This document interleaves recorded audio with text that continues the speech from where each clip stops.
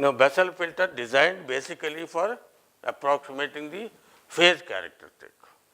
I am not doing anything to approximate the amplitude characteristic or magnitude characteristic.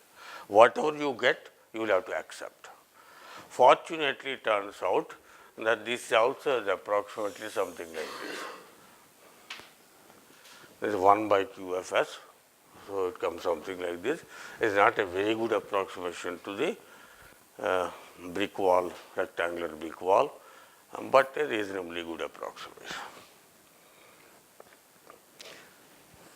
So, these are the three classes of filters which are extensive approximations that people use in analog filter design. So, finally, you will have to design the filter based on the choice of this n here, right, anywhere.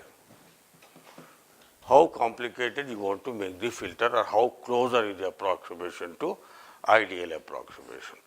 And higher the value of an approximation is better, and higher the value of an automatically implies the denominator polynomial will be a same order, and denominator polynomial same order means the number of inductors and capacitors must be equal to n, which you study from network theory.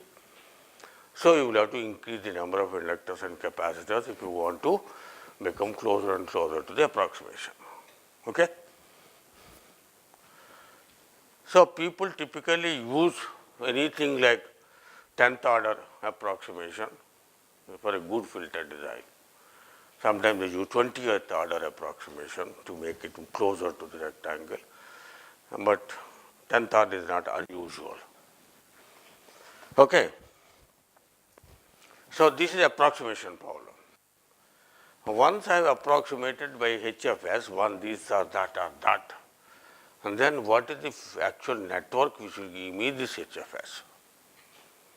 This is the next question. That is what we call as a filter.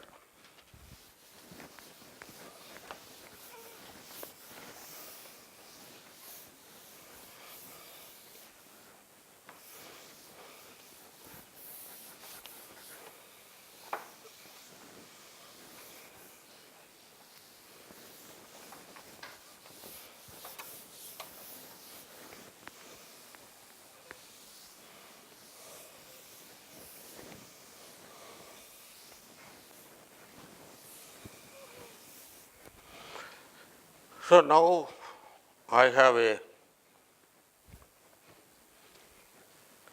my approximation, I have HFS, which is PS by QS, right. What is the transfer function? What are they relate to? Depends upon the context to context. In a filter, for example, you have a load, you have an input. So, this input gives you an output here across this 1 ohm resistor, because all systems will have to be terminated by some load, and the load has some impedance, and we take this impedance to be equal to 1 ohm. Why? Because if not 1 ohm, I know how to raise the level of the network by the technique which I told you last time. So, it does not matter if I make this as a 1 ohm as a nominal value. The question here is what kind of black box you would like to put? What are the properties of the black box? Obviously, you would like to put a lossless black box, right, because whatever power input should not be wasted in this, all of that should go to the load here. So, you want this network to be a lossless network.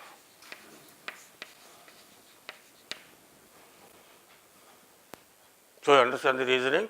I do not want any power to be wasted as a heat inside this black box. All this must go, whatever is put here should go into the output here. On the input side, you may be exciting it with a current source at the input terminals, or you may be exciting with a voltage source, or you may be exciting in a more realistic source like this. A voltage source in series with resistance is more realistic. So either this, any one of this is the input, and their output interest may be a voltage V2 or a current I2. So you have all possible combination of ratios for the HFS. You may like to have V2 by I1, or maybe V2 by ES, or V2 by V1. So HS is to be predefined, that I want this HS to be corresponding to this voltage to current, or voltage to voltage, or current to current, or whatever. So let us take up some standard issues. First, let us take up a situation where we have a current source driving this filter,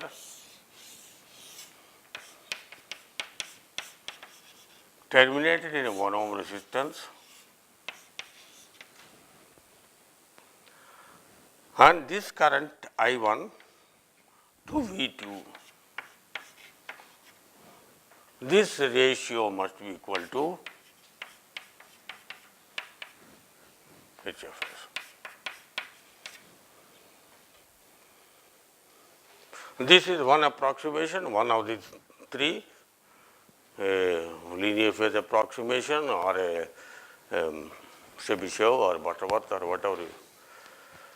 So I know HFS.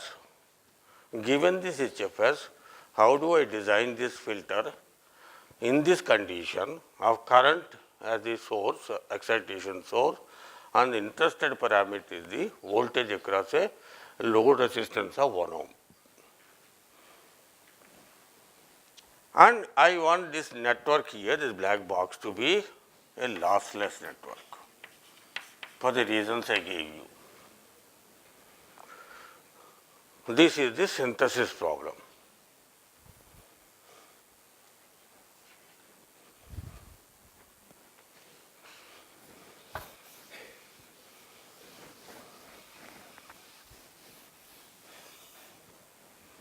Okay.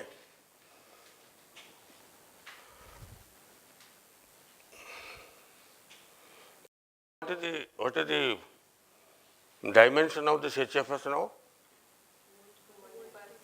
Voltage by current is impedance, right?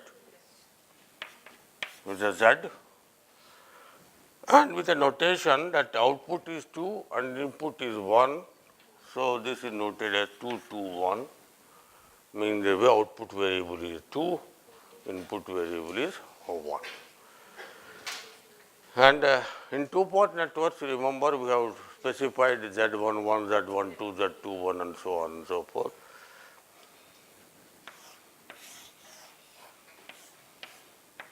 It's a two-port network.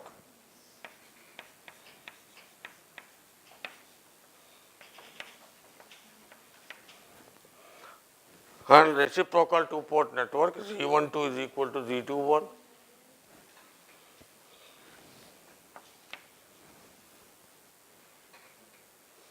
Right, we agreed this a reciprocal network, and since the network containing only L and C's, the network containing only L and C's, it is a reciprocal network which satisfies your Telegen's theorem.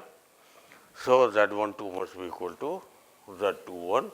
So this is the parameter. These Z parameters are defined as the open circuit parameters, in the sense that this ratio of output voltage to any input current under the open circuit conditions on both sides. So this is open circuit parameters. But this is different from this situation here, because this two-port is now terminated in 1 ohm. Now my new two-port is this, including this.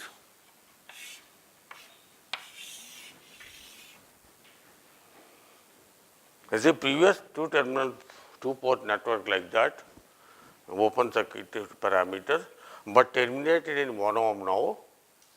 So this new two-port network will have a 1 ohm inside. So this parameter of Z12, what I wrote here, Z21, is different from the Z12 because it is modified because of the loading condition.